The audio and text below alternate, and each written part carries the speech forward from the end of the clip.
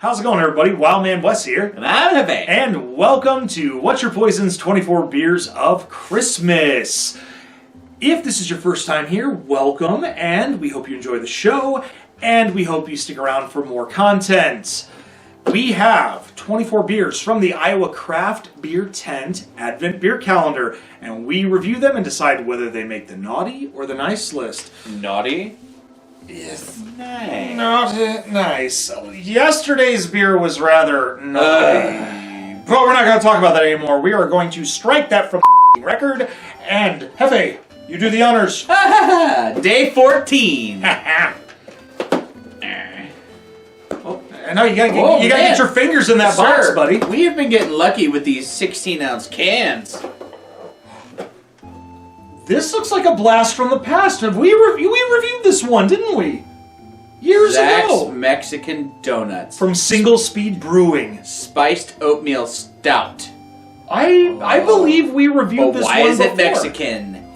Flavor upon flavor upon flavor, delicately layered into aluminum. Locally roasted coffee, sidecar coffee roasters, Ecuadorian cocoa nibs, vanilla bean and spice blend transform this standard take on a stout style into a full-blown, altering experience. A single-speed Dia de los Muertos tradición. I speak el español. Sí, yo hablo en español. Sí, está bien. Está bien. It is 5.6% ABV from Waterloo, Iowa. We've done some single speed before. This doesn't sound familiar to me, but please, let's have a happy reminder. Either we reviewed this or we bought it while we were at Binny's and just said, this looks good, let's buy it. I mean, it's definitely the kind of beer that I would say, yes, let's buy it. And I don't know if anybody else has any type of Christmas tradition.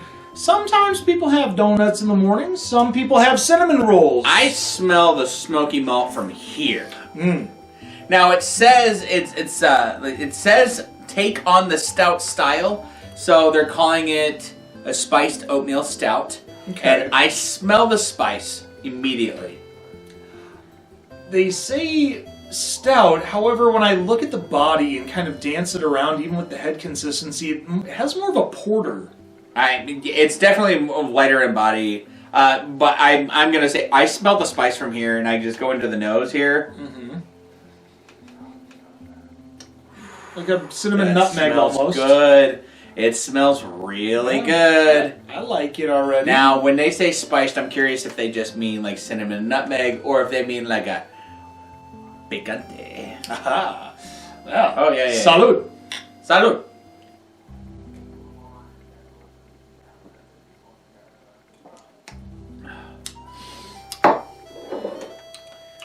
I wish there were 6 more of these. Well, they sell them in the Quad Cities. I know that in 4-packs. So the next time we see each other, yeah, I'm definitely gonna get some more of this. This is really good. Okay, Now if we were gonna argue about style points or anything, I would say I definitely am not getting a lot of stout characteristics from it. The oatmeal stout part of it, flavor-wise. Yes, absolutely. It tastes like a good oatmeal stout that you might have. I guess, and this is going to be sounding a little strange, but an oyster stout. So, like, oyster stouts are typically a little thinner in body, so you're going to see a little more character out of that, where it's going to be easier to drink, a little more frothy. But this is almost like it's just extremely boldened brown ale or porter. And some of the porter characteristics do pop out, but I would say definitely the roasted malt, and that's really, like, as long as, to make it a stout, you just have to roast the malt and then roast them again to basically the point where they're burnt. You're not losing the entire ingredient, they're not ash, it's not just char, but they are burnt. And I am getting that, but like the body, it's giving more, I guess it's just more approachable. So if you were to tell somebody who says, oh, I don't like stouts, or I just wouldn't drink something that thick, because everyone has in their idea in their head that stouts are super thick. It's going to be like eating like just a soaking bread and butter. This is extremely drinkable. Agreed. Guinness, this is not. No. Yeah, so obviously, like with something with Guinness though, it's a little different because when people do think stout, they think of something like that because it's also nitro beer. Yeah, that's exactly. the other thing. But in this case, the roasted malt and that peated flavor, it's a little dry on the end. You're getting the spice, you're getting the sweet, but it still tastes like just a solid beer. It's not going overpowering with any of these spices. It's just enough to be like, hey, this is, like they say, their take on it. Which I like that they use that phrasing because it's their take on a stout, and I'm like, okay, your take is pretty tasty. It's like whether or not it is on that style, like we started with the conversation, it's still a very tasty beer. So Hefe, I've noticed something the more I drink it. The roasted malt and just the oatiness of this mixed with the sweetness, it tastes like the glazed chocolate donuts. You could do a glazed chocolate donut for sure. Well, yes, like this, like the roasted malt accentuates the sweetness of the chocolate in this. Yeah. Where it's almost like if you were to take a glazed chocolate donut and dunk it in this or coffee or milk, you get that sweetness even more. And the more I drink it, holy the crap, more I dude! get. That's what it is. It's literally like dipping a glazed donut in hot cocoa. Yeah. That's what it tastes like because it does have a slight sweetness to it. I'm getting so much of that dark roastiness of like the chocolate, or even like if you were to do like a mocha, like a hot liquid mocha and dipping a glazed donut in it and eating it. Oh, that's why I love it. Well, we have really blown a lot of smoke to single speed. We haven't even rated it yet. I'm gonna say nice. This is nice. I agree. Nice. I'm right there with you. This is a nice beer. I want to say I have to stand up for this. It is what it is. I want to say naughty in the best way, but at the same time, it's just it's so good. It is good. It's really good. I mean, it's not absolutely blowing my mind, but it is giving me all of the nice characteristics. I would absolutely, highly recommend this beer to anybody. If I were to be in a beer aisle with someone and say, hey, what's good? You look like a beer nerd. I'd be like, that one? That one's good. Yeah. Definitely go for that one. But if they say, oh, I don't like stouts, then I say, well, you're not going to like it then. Well, we're going to finish these beers, and I have to swing over to the Iowa side to do another movie review with the good wife, Becca. But we will be back again very soon. Well, now we move on to the holiday special / movie review of this episode. Normally, during these series, we do one holiday special, but we decided with a lot of the movies being on streaming services and whatnot, I decided we need to give you a few more specials. And this time, we did one from the 90s with Charlie Brown. Let's do something a little more modern, shall we? Today we're going to be talking about 2025's Family Guy's, Disney's Hulu's, Hallmark Channel's Lifetime's unoriginal holiday movie. Say that 5 times fast. Fast. I had to. That. This special starts off with Lois working for a company called Big Pie that is getting thwarted by a small-time and small-town company called Aunt Maud's Pies. And she goes from her big city living town to a place called the City of Townsville. Wait, not that one. Cartoon Network already got that covered. No, this City of Townsville is very much small town. I guess you could say podunk and not with the times. Lois meets a man named Peter who is a mechanic who has a wife named Bonnie that is a little bit irreputable with a son named Stewie who keeps getting left behind, left and right.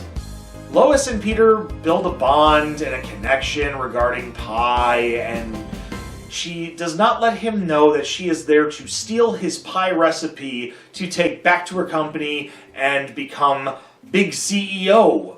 Eventually, he figures out the truth. He's not happy about it. He doesn't want to talk to her anymore. She realizes the error of her ways. She wants to reconnect with him and remind him how much she loves him and wants to be with him. She gets a call that her boss got in trouble for a lot of, bad stuff. Got in trouble with bad stuff. And she's going to be in line for being CEO. And Peter says, you know what? You need to go and do this because I don't want to be in the way of your dreams. So she goes back and realizes, no, I want to be with Peter. As she's leaving her office, she slips, falls, and becomes an invalid. She goes back to Townsville in her chair and her robotic voice to let Peter know that she figures she saw the error of her ways and she needs to settle with the good guy that she fell in love with. However, Peter has to decline the offer because if I remember correctly, he says that his town does not have the resources or believe in the ADA. Dark. No, dark. And that's that. That's that. God, we're going to get in a lot of trouble. Mwah! Good night, everybody. So now it's time to talk about what we like and what we don't like about Family Guy's newest special. Becca, you take first because I need to strap in. Oh. First off, I thought that the special was hilarious. It is so cliche that it is hilarious. And the sarcasm that they use is just so spot on. There's big businesswoman from Cityopolis coming to little dinky Townsville. And then, like, the shock and surprise that Aunt Maud's is Peter's. Like, it's just... I don't think I had a lot that I didn't like about this movie, because...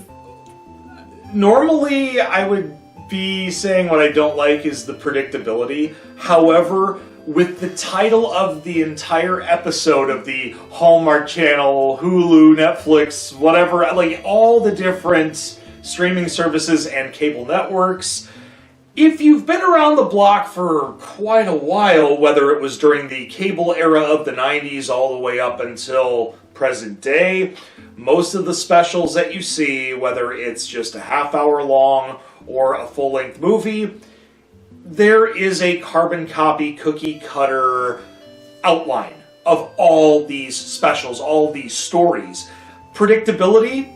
Yeah, it can become a nuisance. In this situation, it's not a nuisance because even though it's predictable, you already know what's going to happen.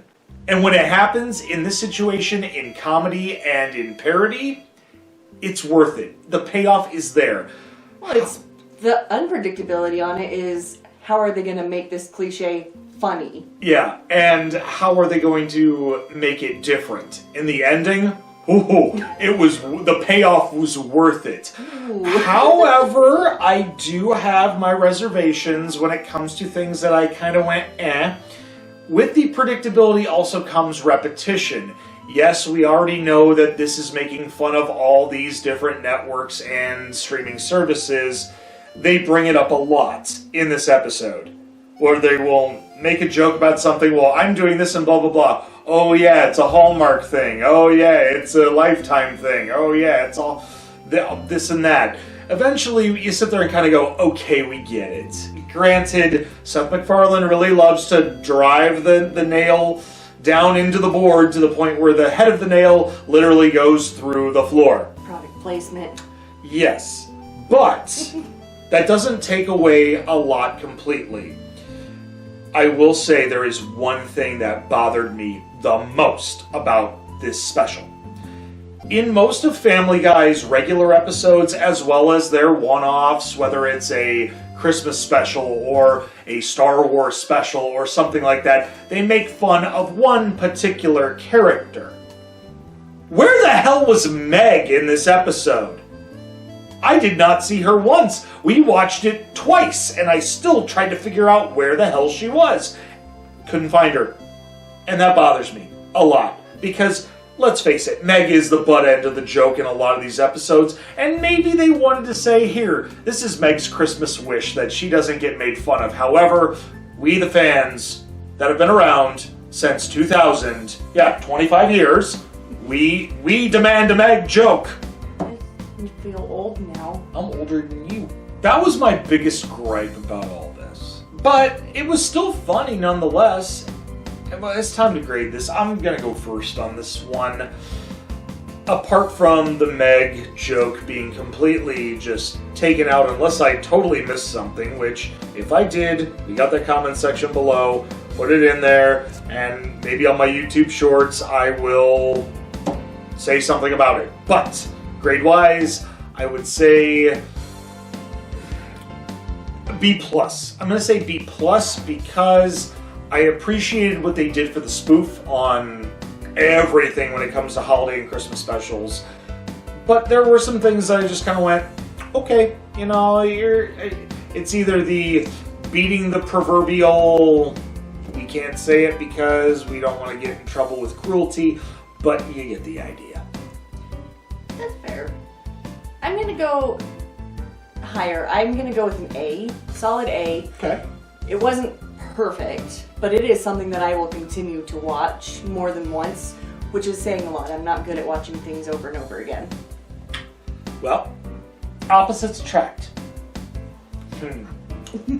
Well, that about wraps it up for this episode of What's Your Poison's 24 Beers of Christmas with the review on Family Guy's extra long title for the episode. If you've had this beer and seen this special before and agree with us, leave a thumbs up. And if not, we totally understand. If there's things that you like that we didn't or didn't like that we did, hey, like I mentioned before, comment section below. Let us know if you see Meg.